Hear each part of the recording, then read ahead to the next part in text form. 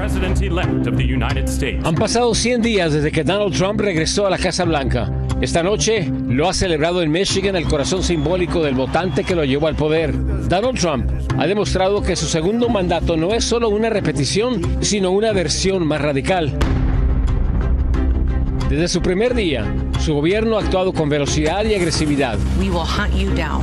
Ha endurecido las políticas migratorias hasta el extremo, ha provocado deportaciones masivas y un clima de terror entre comunidades enteras.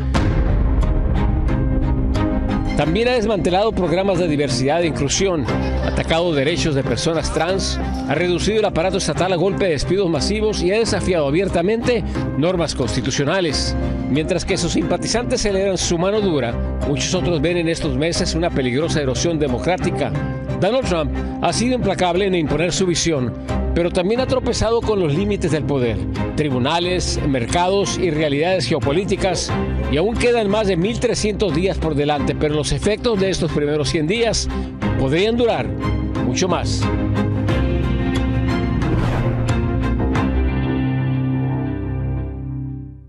¿Qué tal? Muy buenas noches. Les informa José Armando Ronstadt. Bien, estamos ya listos para discutir los primeros 100 días de un nuevo mandato del presidente Donald Trump. El mandatario lo festejó con un mitin ante cientos de simpatizantes en Michigan. Ese ha sido uno de los estados péndulos que le dio el triunfo en las elecciones del pasado mes de noviembre. El mandatario destacó sus logros en migración, economía y también en reducir el tamaño del aparato gubernamental. Y para hablar más de lo que han sido los 10 días al frente de la Casa Blanca, Donald Trump, le damos la bienvenida a la analista política Gaby Peroso, que está una vez de regreso con nosotros. Gaby, muy buenas noches, gracias por acompañarnos. Muy buenas noches, muchísimas gracias a ustedes por esta oportunidad. Gaby, el presidente tuvo un discurso bastante extenso y al mismo tiempo salen a relucir que la popularidad del presidente está en su nivel más bajo. ¿Cómo vio usted al presidente y qué piensa usted de estas encuestas que lo catalogan como que la gente está perdiendo confianza en él? Bueno, con respecto a su actuación esta noche, se veía bastante emotivo, bastante enérgico. Fue muy puntual a las 6 en punto, como lo había prometido. Salió entonces a encontrarse con su público. Es una de las cosas que más disfruta hacer el presidente de los Estados Unidos, hacer estos rally masivos, y de alguna manera fue un reencuentro con el electorado. Con respecto a las cifras de la popularidad, estamos en un punto particular en donde definitivamente estamos tomando algunos remedios que son absolutamente necesarios, pero en algunos casos son incómodos. Sin embargo, no hemos visto una caída significativa. Hablaban de 50 y tanto, ahora está en 40 y tanto.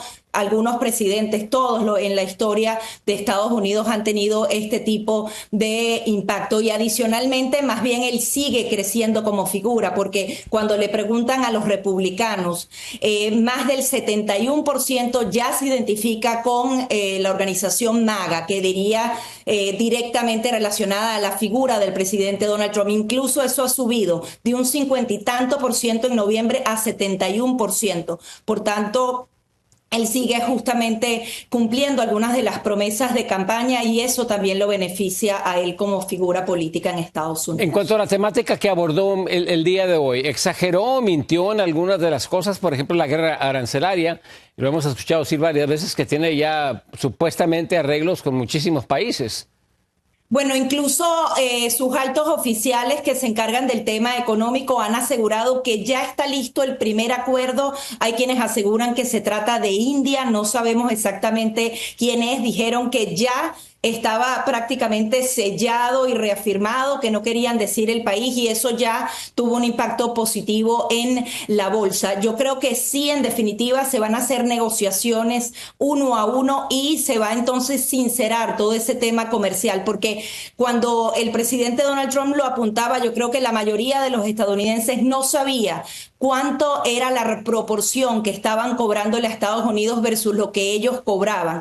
Y ese punto en particular hay que arreglarlo. El tema es que siempre va a crear incomodidades y al principio es duro. Es como cuando tenemos una filtración y tenemos un niño alérgico. Lamentablemente hay que romper el piso, hay que darle a las paredes y eso crea ciertas distorsiones, pero al final es una reparación absolutamente necesaria que tiene que enfrentar la nación entera. Brevemente, aunque esto no es una alergia, Gaby, pero brevemente, ¿cree usted que los daños causados por esta guerra arancelaria por Estados Unidos recuperarse? Totalmente, y es que están apenas en negociaciones. Se hicieron los anuncios de las tarifas, se dejaron en pausa y se están haciendo estas negociaciones. Y en definitiva, esto va a ayudar muchísimo, así como también ha ayudado el tema de la frontera, que creo que hay que rescatarlo acá. Aquí Kamala Harris y Biden decían que era imposible detener el flujo irregular migratorio y poner control en la frontera. Y él esta noche justamente apuntaba que ellos decían eso y que simplemente se necesitaba un nuevo presidente. Llegamos a tener en un año 2.475.000 personas, 2.475.000 en apenas un año. En un mes llegaban 300.000 personas. Aquí la cifra se ha reducido a 11.000 el mes pasado y este mes seguramente va a cerrar en mucho menos. Es decir, muy bien, Gaby. Pero prometió que iba a deportar a 1 millón y está muy lejos de ese millón que hizo una de sus promesas de campaña. Pero gracias, Gaby. Pero no lo dijo que lo iba a hacer en los primeros 100 días. Lleva 139.000. Pues vamos a ver si lo logra. Gaby, muchas gracias por estar con nosotros. Gracias a ustedes. Pasamos a otras cosas. Durante su discurso en Michigan, el presidente Donald Trump, además de destacar sus logros en materia migratoria, reivindicó su política económica, asegurando que se está viviendo, y cito, el inicio más exitoso de cualquier presidencia en la historia de este país.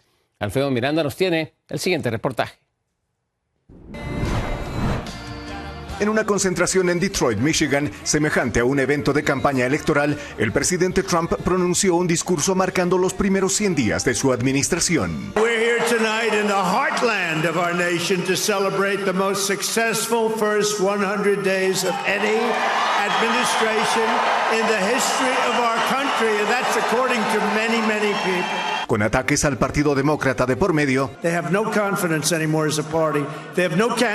Trump envió un mensaje describiendo lo que considera sus logros. En materia migratoria, asegura haber logrado un gran progreso al deportar a pandilleros y salvajes y frenar la invasión de inmigrantes sellando la frontera. The number of illegal border crossers released into the United States is down. Listen to this, please. 99.999%. El presidente Trump mencionó en repetidas oportunidades al expresidente Biden, calificándolo de inepto para el cargo. How the hell did that guy ever become president? Could somebody explain to me? En materia económica, afirmó que los precios han bajado y que la gasolina está a $1.90 el galón. So gasoline prices are down by a lot. Energy prices are down. Mortgage rates actually just went down. Prescription drug prices just saw their largest monthly decline. Grocery prices have gone down. Everything's gone down.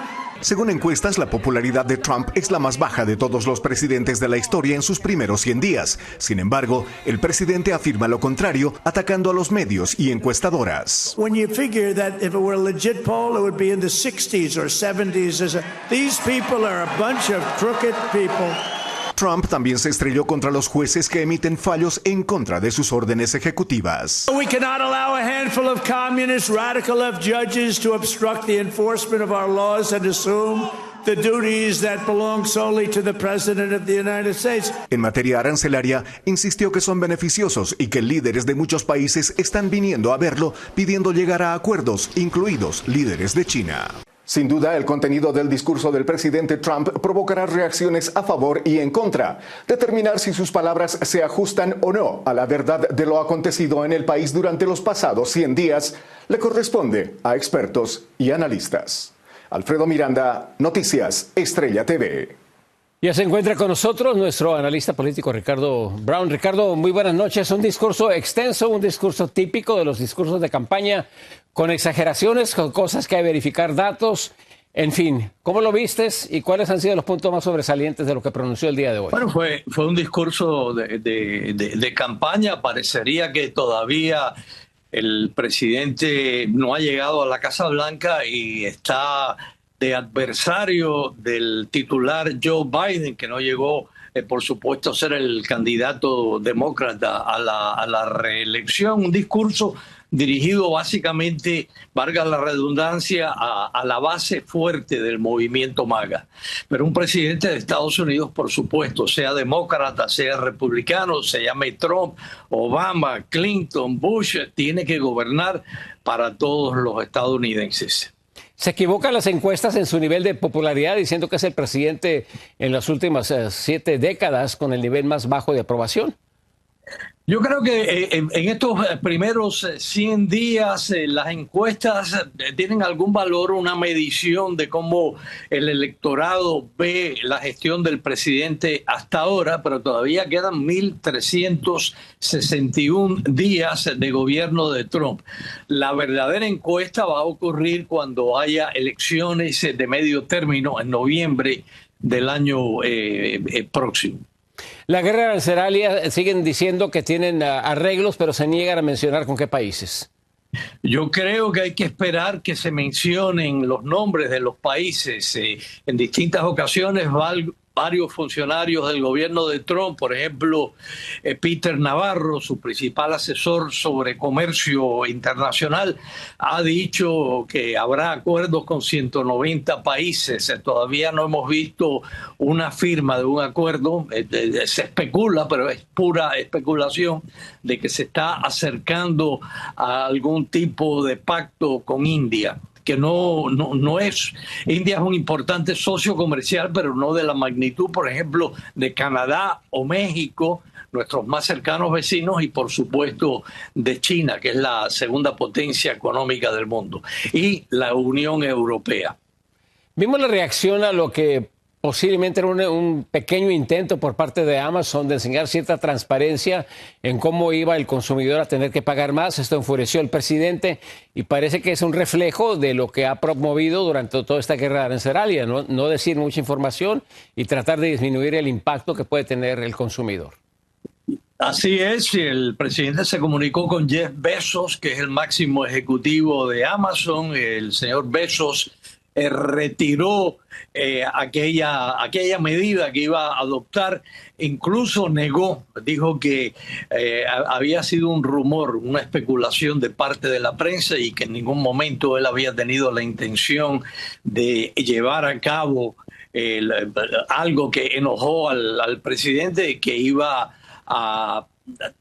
en los precios de Amazon fijar el aumento debido a los aranceles. Indirectamente volvió a atacar a Jerome Powell, el jefe de la Reserva. Efectivamente, el presidente insiste en que la Reserva Federal está frenando el crecimiento económico de nuestro país, no bajando los intereses. El rol, el papel de la FED, de la Reserva Federal, por supuesto, es mantener una inflación baja a la vez que fomenta el empleo. Vamos a tener unas cifras importantes este viernes cuando el Departamento del Trabajo dé a conocer la nueva tasa de desempleo en Estados Unidos. Si se mantiene baja la tasa de desempleo, por supuesto el presidente va a proclamar victoria, va a decir que esto se debe a las medidas que él ha adoptado. Si por otro lado no baja y sube, culpará a la Reserva de tomar medidas monetarias que están perjudicando la salud económica de nuestro país. Ricardo, parece ser que su bandera de victoria sigue siendo el tema migratorio. El tema migratorio es un tema que definitivamente es polémico, sobre todo entre la enorme comunidad hispanoparlante, latina, hispana, como quieran llamarle en Estados Unidos, pero que aparentemente entre otros segmentos de la población no hay, a pesar de que han bajado los índices de apoyo en general, entre la población general, obviamente entre los partidarios del presidente, como los que vimos hoy en este rally, este acto multitudinario en Michigan, todavía respaldan al presidente con sus políticas de mano dura en cuanto a la inmigración, incluyendo su promesa de las deportaciones masivas más grandes en la historia de Estados Unidos. ¿Algo más por último, Ricardo? Mira, yo creo que el presidente está en perpetua campaña, creo que va a seguir haciéndolo durante el resto de su mandato. Incluso hoy volvió a mencionar la posibilidad de una nueva reelección, algo que según la mayoría, el consenso, diríamos casi la totalidad de los expertos constitucionalistas de Estados Unidos, no es posible, dado a las limitaciones en las veces que un presidente puede servir en la Casa Blanca, lo que dice nuestra Constitución. Ricardo, como siempre, magnífico. Muchísimas gracias por contribución. Buenas noches, gracias. Gracias, buenas noches. Una breve pausa, regresamos con más información. Sigan con cierre de edición. La ofensiva migratoria en los primeros 100 días del presidente Trump ha golpeado con fuerza, buscando alcanzar la ambiciosa meta de 1 millón de deportados.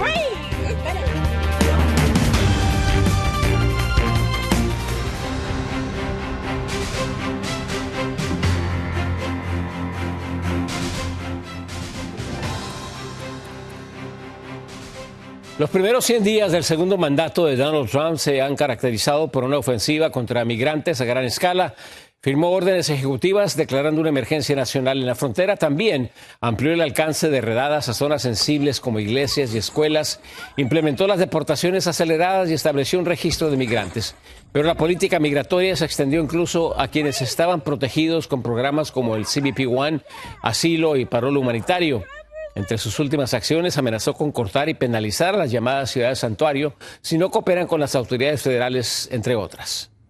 Y es que la meta de la administración Trump desde la campaña ha sido deportar a por lo menos 1 millón de personas en su primer año. Ayer el zar de la frontera habló de una cifra cercana a los 140,000 en los primeros 100 días, pero los registros del Departamento de Seguridad Nacional y de la misma patrulla fronteriza muestran otros números muy diferentes. Fernando Mejía nos tiene el siguiente reportaje. Last number was 139,000 deportations.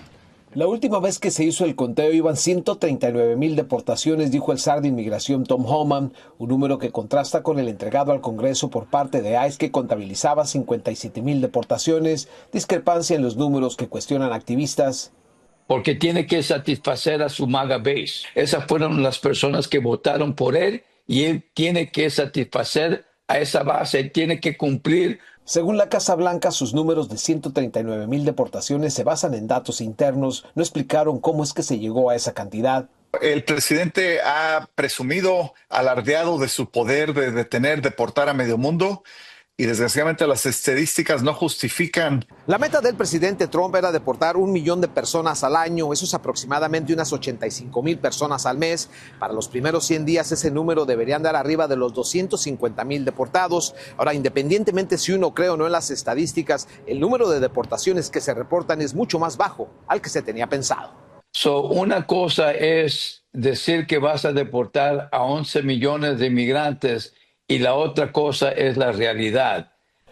Algunos consideran que ante los números no alcanzados se dio paso a medidas y operaciones más extremas, como activar la ley de enemigos extranjeros e intensificar los arrestos, aunque estos sean calificados de violentos, anuncios amenazantes en medios de comunicación y programas de autodeportación. Es un hecho que durante la administración de Trump sí se ha disminuido el número de cruces en la frontera e incluso los operativos y detenciones han aumentado, pero para algunos no es para las cifras que la Casa Blanca maneja. Entonces se siente el miedo de que como si estuviera migración en cada esquina, pero eso es una táctica publicitaria del propio gobierno para intimidar. Algo que al parecer está dando resultado. Entonces es triste ver la situación que están viviendo, ver las personas, que viven con temor de salir, temor de vivir. Están dejando de vivir por el miedo que están viviendo. Fernando Mejía, Noticias Estrella TV. La decisión de la administración Trump de revertir parcialmente los aranceles a la industria automotriz, permitiendo exenciones y reembolsos retroactivos, ha generado una fuerte señal de incertidumbre no solo para ese sector, sino para toda la economía del país. El constante cambio de opinión en la política comercial durante sus primeros 100 días de gobierno ha debilitado la confianza de inversionistas y empresarios al dificultar la planificación a largo plazo, algo en lo que difiere el mismo presidente Trump, quien en una entrevista para ABC News continuó defendiendo su política arancelaria y minimizando su impacto en la inflación. Look, since I came in, gasoline is down, groceries are down, egg prices are down, many things are down, just about everything. You know, you don't have the drop in fuel and energy and oil like we did. I took it from maybe $3.20, maybe more than that, down into a much lower number. when you have that kind of a drop, you're not going to have inflation. Esta percepción de una política económica impredecible está afectando seriamente la confianza del consumidor final, que se encuentra en el nivel más bajo desde los inicios de la pandemia en el año 2020. Un corte comercial, más información al regresar a cierre de edición. Señor todos. El presidente Donald Trump ya tiene o no, ya tiene a su candidato favorito para convertirse en el nuevo papa.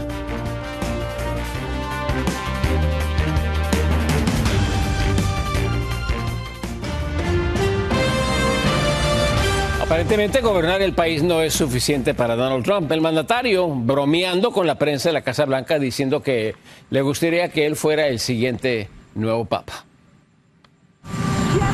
As Pope? I'd like to be Pope.